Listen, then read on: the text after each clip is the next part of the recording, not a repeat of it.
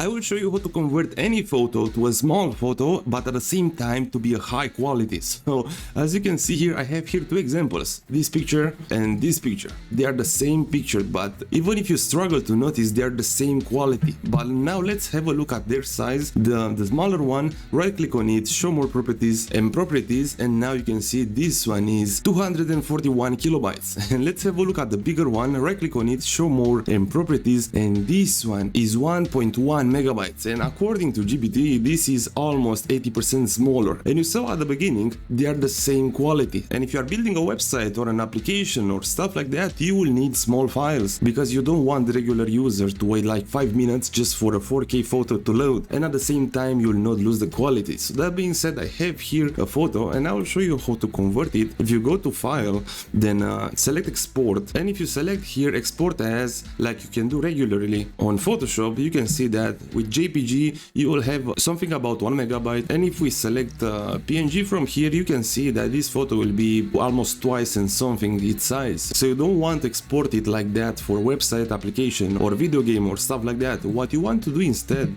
go to file, now export, then you'll find here save for web legacy. Also you can get here by pressing Alt Shift Ctrl and S on your keyboard. This is the shortcut. And now let's have a look what we have inside here. You can select the file format from above, usually will be on GIF by default, but you don't want to do that. Instead go with JPG from here, and you can see at the bottom it will be something around 240 kilobytes. So that being said, let's press on save, select desktop, and let's name this photo. I will name it tutorial. Alright, actually save it wherever you want. I'll press on save, and now let's have a look at the size of the photo. So this is the photo I just exported, right click on it, show more options, now properties, and this photo is exactly what Photoshop said, 241 kilobytes instead of 240. So we have to be mad at Photoshop for lying about 1 kilobyte. So this is a great way how to convert photos to being small and also at the same time with extremely high quality. So I hope this tutorial helped you out, and thanks a lot for watching.